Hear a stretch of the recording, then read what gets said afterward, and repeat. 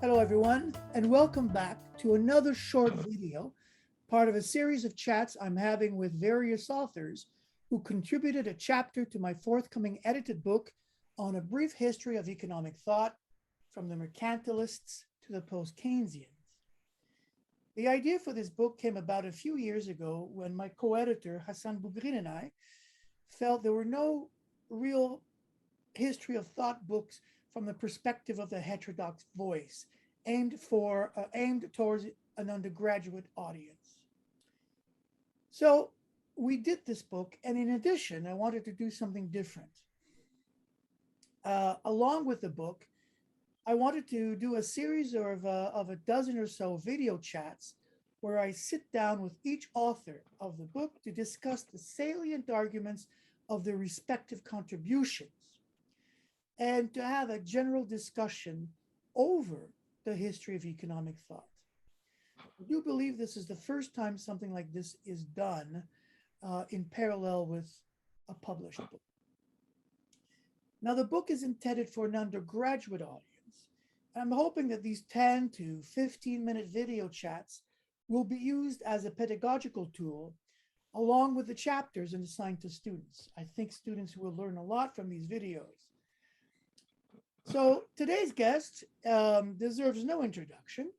I'm sitting down with Amitava Dutt, a professor of economics and political science in the Department of Political Science at the University of Notre Dame. He is also a distinguished professor at Flaxo in Ecuador. After studying at Presidency College and the University of Calcutta, he did his graduate studies and received his PhD in economics from MIT. He is the author of several books and of many, many papers published in edited volumes and various journals. He is now working on power, uncertainty, and institutions, especially with respect to inequality within and between countries, and on consumption, happiness, and well-being. Amitava, thank you and welcome. And especially thank you for agreeing to sit down with me to do this chat. Your chapter is on someone that I'm sure our listeners are very knowledgeable about, Keynes. And he is often described as the father of macroeconomics. In fact, it's also said that he invented macroeconomics with the publication of, let's say, the general theory, his magnum opus. Do you agree with this statement? Well, first of all, thank you for having me, and it's a great pleasure to talk to you as always. About Keynes as the father or inventor of macroeconomics, in some sense, one can say that. However, I'd like to point out that the distinction between microeconomics and macroeconomics that we see is taught these days in textbooks from principles level onward is in some sense artificial and leads to real problems. I won't go into the problems now, but before Keynes, or well before what we now call the marginalist revolution in the 1870s, for example, the classical political economists did not really distinguish between microeconomics and macroeconomics. I think there are issues and questions that are more micro in nature, like, for example, how a firm behaves, or what is the relative price or the price of something, and how does one market operate.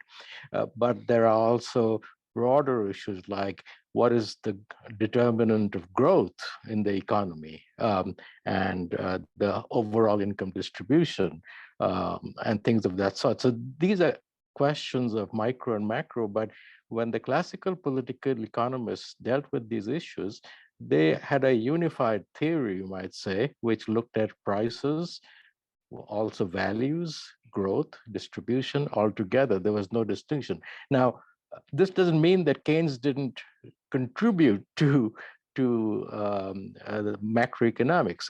All it means is that it's before Keynes, especially after the marginalist revolution, the focus turned to the individual, in particular macro sort of optimizing behavior, utility, and things of that sort.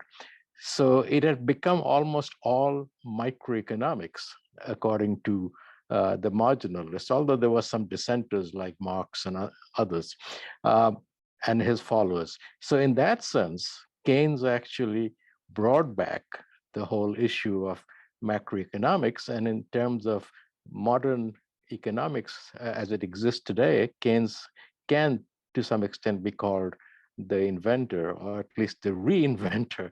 But again, I must add that this separation is rather artificial.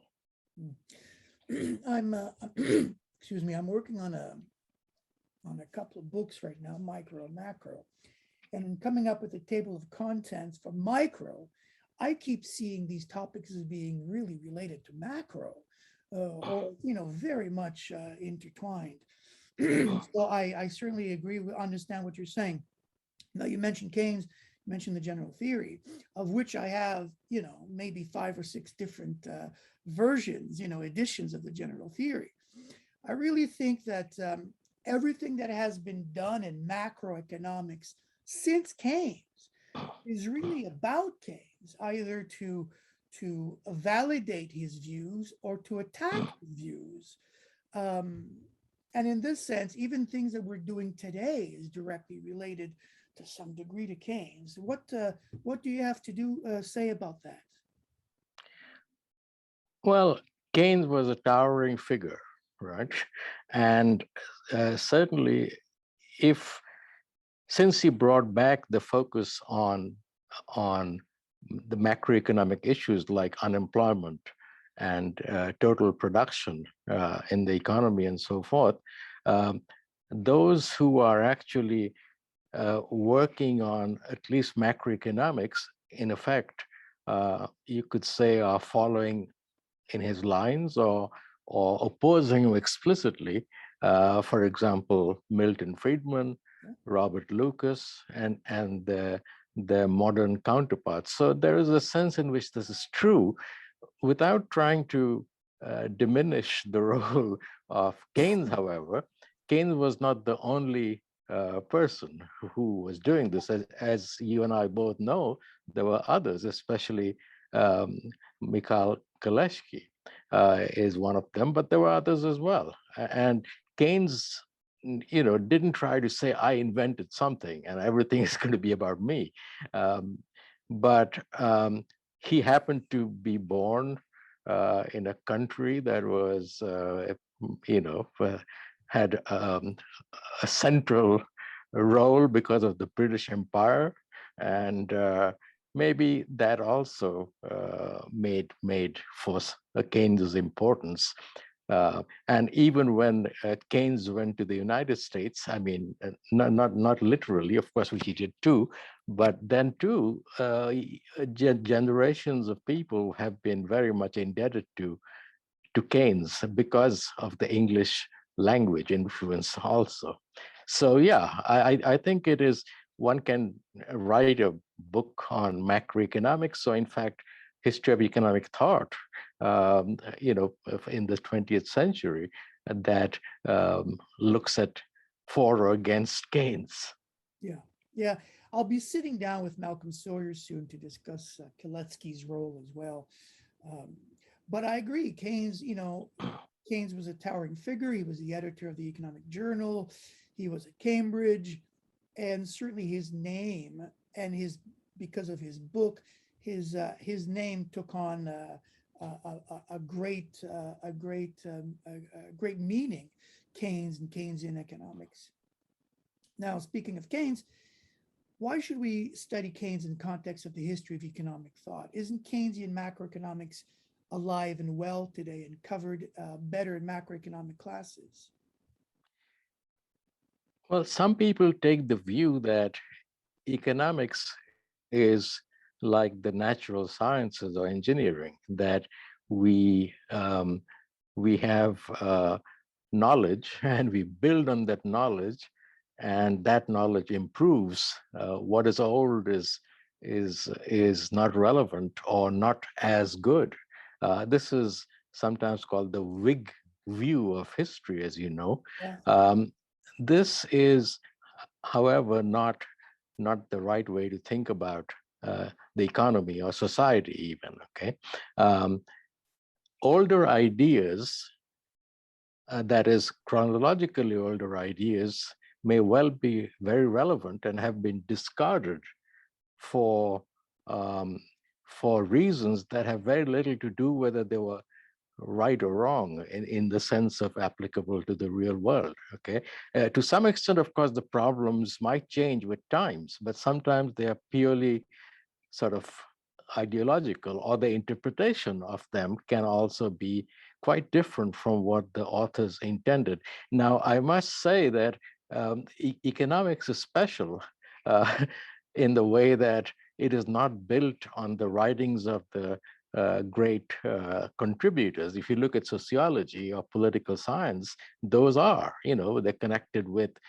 people like Max Weber in sociology, or Karl Marx for that matter. But economists somehow try to think that, what we know is what is worth knowing now, cutting edge, so to speak. And this has the problem, quite in general terms, but specifically for Keynes, because modern interpretation of Keynes sometimes really miss the point of what Keynes was talking about. Um, Now, so it is always a good idea, I think, to go back to the historical development of ideas uh, about Keynes, but also people who preceded Keynes and why exactly he differed, and what happened after Keynes. So I'm very glad that you are doing this book, so that unfortunately students don't get uh, uh, exposed to the history of economic thought, and that is a great pity. One particular example is that even front-ranking macroeconomists today probably haven't read Keynes. Okay, now I don't know that for sure, but from the way they write, it sure seems to me that way. Yeah, I mean, they rely on interpretations of interpretations of interpretations of Keynes, or and so on that note, let's talk about the core ideas of Keynes's general theory. Written in 1936, what were some of Keynes's core ideas in this book? Well, as you know, that uh, core ideas of anything is a matter of interpretation, how you interpret them. Um, but I think it is very instructive to try to find the core ideas from the horse's mouth.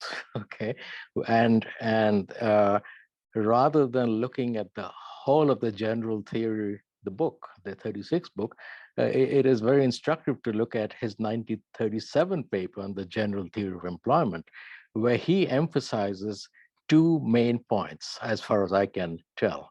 One point is that the economy sometimes, and for many questions, needs to be looked as a system, not as one market, okay, as a whole system in its entirety.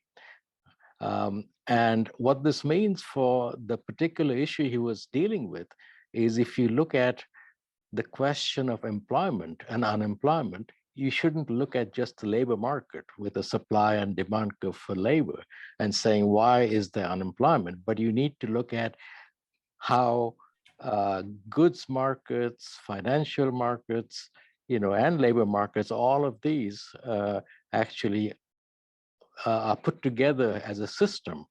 And so you take a systemic view, which goes away from the marginalist view, which we talked about, which is looking at markets, supply and demand for goods, but also at individuals rather than the system as a whole. So that's one point. Um, The second point is his emphasis on uncertainty. Now, uncertainty, even today, well-known economists confuse between what Keynes and Frank Knight called risk versus uncertainty. And this is misunderstood by a lot of people, I believe. Um, the future is unknown, okay, for most people at least, okay. And many decisions are made now, or can be made now, or should be made now, without knowing exactly what will happen in the future. And how do we make these decisions? Now, you can think of the future in two ways. One is that some things will happen with some probability. And these probabilities of the outcomes, okay, so you start a firm, how much money will it make, let's say. You can make a probability calculations, but you can pretend to do this, but we can't really do this for this case. When you toss a coin, of course, you can assign probabilities because you can repeat that experiment many times, okay? And say probability of tail is half and probability of head is half. And Keynes mentions roulette also, okay? The game, as you well know. So here are some situations in which objective probabilities can be calculated. Now, most events, however, are not experiments that can be repeated time and again. In fact, um, for most important decisions, I think in people's lives, uh, what partner to have, okay, or what to study, okay, or what to produce and how much, okay, invest in what. These are questions that are not repeated experiments, okay? If you're going to get married, you don't look at the statistics of how many people stay married and whatnot and so forth. So, so Keynes said that in these situations, even if we make up probabilities, they are not on any objective basis, okay? And the probabilities can then be a matter of mental calculation, but there's nothing that makes them objective in the sense that they are out there. They are in people's minds. So how does one behave in this way? I mean, in this situation of uncertainty. And this was, I think, Keynes's central issue. And he talked about this in terms of how people make decisions, maybe following conventions, maybe trying to stay liquid, which means instead of making fixed decisions, you for example, hold money, liquidity, right? So these are some kinds of behaviors that are central to Keynes's writing. As you know, and I'm not from the West. I was born in India, but the West is obsessed with the idea of rationality. Okay. Now we don't want to get into what that means, and in fact, Keynes himself was a little unclear on whether he believed in rationality or not. But he certainly said that there is nothing inherently rational about decision making about uncertain processes, and instead people were led by what he called animal spirits. So that, I think, is a very central element. Now, based on all these things, of course, he tried to explain what is how unemployment can occur as a general case, and full employment is actually a particular case that the economy would only sometimes have. And this is because of both his method of looking at the system as a whole, as I mentioned, but also uncertainty means that there are situations in which people may not want to invest because the future is very uncertain, and you cannot resolve the problem simply by reducing interest rates, okay, and so on. So these are his general central features. Uh, the specific problem of modern textbooks sometimes is that they equate Keynes to rigid wage and rigid prices or something like that. Now, if you read the general theory, then clearly you find that this is not right. Keynes did believe the wages could be rigid, okay, and he gave an explanation for that, but this was not the cause of unemployment, unlike what comes from the supply-demand diagram, make the wage fixed, right? But in fact, if the wage fell or was flexible, things would get worse. Yeah. So yeah, I'm listening to you and causes of unemployment and core ideas of Keynes, and you never mentioned once the concept of effective demand Well, I was or trying to avoid, aggregate demand. yeah. I was trying to uh, keep out jargon, but basically the idea of um, of uncertainty in the system, as I mentioned, involves, if you look at the goods market with the financial markets, with the labor markets, then the aggregate demand for goods plays a central role. No. And the aggregate demand can be low or high depending on many circumstances. Especially, he focused on investment demand by firms. And so, with the uncertain future, it is quite possible that firms will actually not invest enough to to keep aggregate demand high enough to Yeah. get to full employment. So, And surely not just aggregate demand, but expectations of aggregate demand in the future of also course, could play a role. yeah. And I actually think that post-Keynesians don't pay enough attention to uncertainty. And this is what I mean. When we discuss uncertainty, it's usually about consumers, it's usually about investments, but we don't link uncertainty to monetary policy or fiscal policy or anything outside of consumption and investment. And I think this is something that we should look at the effect of uncertainty on central banks on how to determine interest rates. But anyways, that's something for future research. So we've talked about some of the core ideas. What are some of the appropriate economic policies that come out of Keynes's analysis? Well, the common understanding of that, and this is what maybe you're referring to, is that, well, Keynes was in favor of more government um, policy making to resolve the problems of the market economy. Okay, and he was opposed to letting things be by what is called laissez-faire. Okay, so this is certainly true to a large extent. But what has happened now is a lot of people think economics is like engineering. Okay, if you have unemployed resources or if you have inflation, then you must use monetary and fiscal policy. You press a button and problems will be solved. Okay, and this, as you rightly pointed out, ignores the whole issue of uncertainty. Okay, so although Keynes was in favor of expansionary fiscal policy, especially during the Great Depression at the time he was writing, he was very well aware that sometimes fiscal policy can create uncertainties. Okay, that is, for example, if people are scared of the public debt, okay, that could lead to changes that might make expectations of the future very bleak. So he was aware of these issues. This is not just the pressing of a button to solve problems. We are not trying to fix a bridge, okay, or a building. He also mentions the idea of socialization of investment. And this is, of course, interpreted in many different ways by different people. Was he a socialist?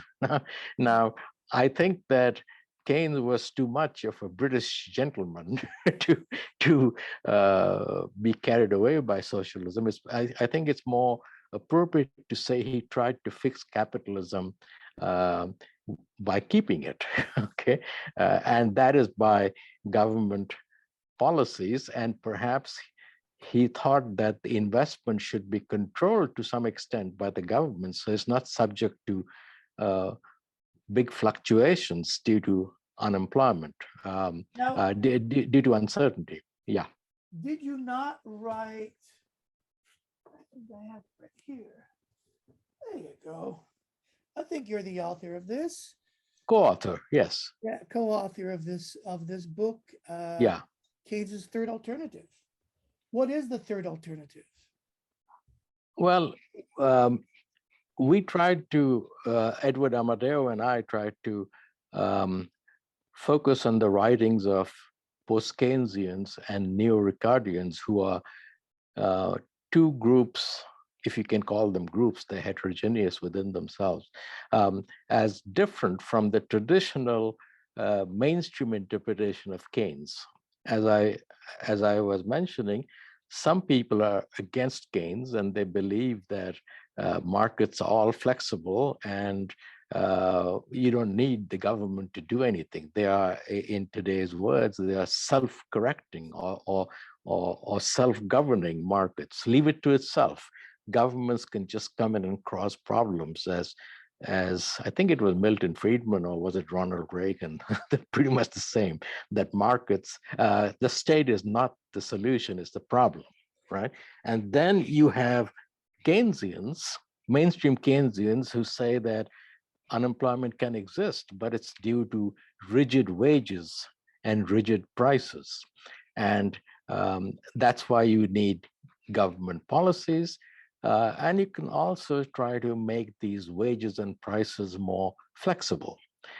Now, Keynes's third alternative is, I think, the one that Keynes really focused on, is that, in fact, the economic problems are much deeper than simply price and wage flexibility or its absence. Okay, that is actually fundamental feature of market capitalism, that there's uncertainty, and this can, as you said before, lead to effective demand problems. That if people don't want to buy, firms don't want to buy, okay, because of uncertain situations. If you make the wage more flexible, it'll increase uncertainty. Okay, imagine that sometimes I tell my students that we can see stock prices in our cell phones, right?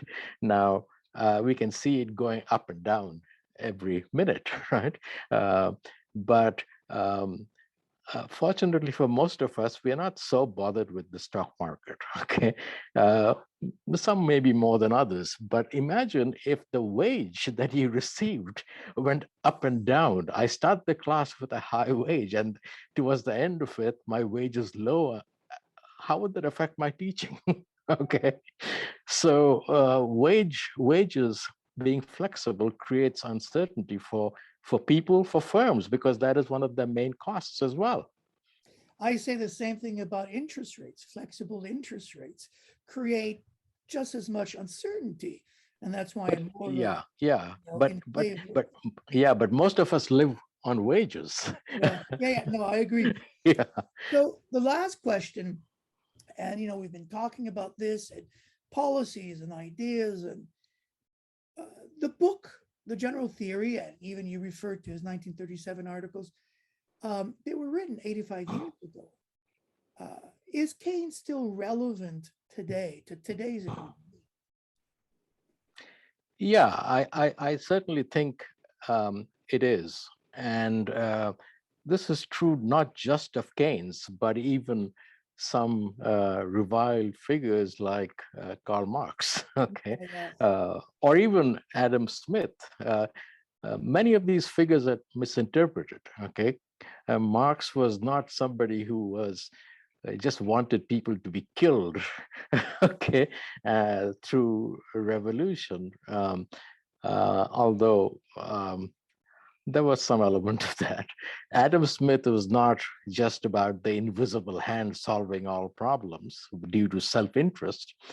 And Keynes too, his questions, his diagnosis of the problem, which is based on uncertainty. Uncertainty remains a fact of life. Okay, in fact, it can be argued that it's even worse now than it used to be because of the widespread importance of um, um, financial markets, okay, of even consumption spending, not just investment spending, is so much driven by expectations, okay, that uncertainty is extremely important, and effective demand purely is certainly very, very important as well. Now, of course, we need to build on what Keynes said. Okay, the Keynes could not foresee that the biggest market in the world are the derivatives markets, for instance.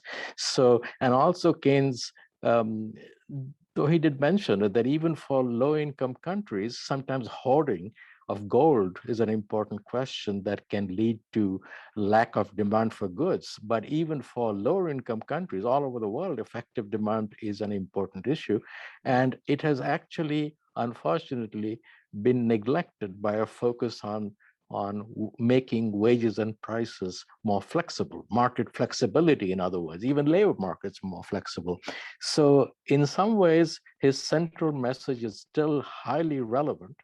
Uh, but also it has to be revised for current conditions. I should add one other thing, that Keynes, in fact, writing during the Depression, talked about that, okay, things are bad, okay? And he also said, in the long run, we are all dead, in the sense that if there's a storm, the boat might shrink. So just because we know that in the long run, storms don't last forever, doesn't help us much if the boat shrinks. But he still took a long run perspective on some questions in an essay on the economic possibilities of our grandchildren, where he said that, look, things look bad, but human societies have so much technological changes that our power to produce things has increased so much that very soon we'll be producing too much. Okay, and in fact, the thing is that although he did foresee that sometimes people's needs are never satisfied if they're competing with each other for buying more and more, but he did realize that a very important issue is the trying to have more free time and not just producing things and have a good life.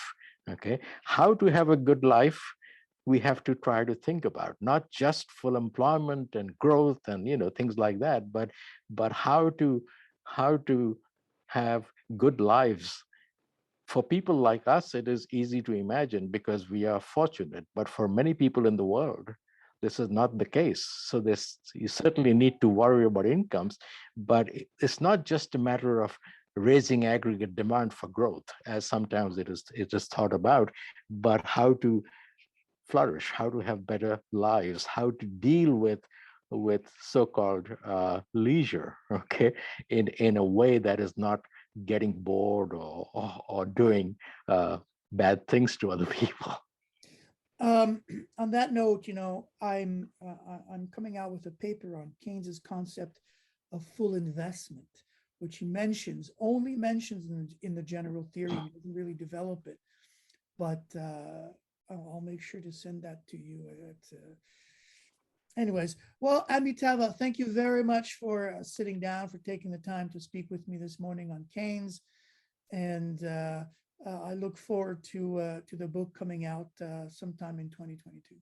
Well, I certainly look forward to it, and it's a great pleasure, and thank you for having me. Thank you very much, Amitava. Take care.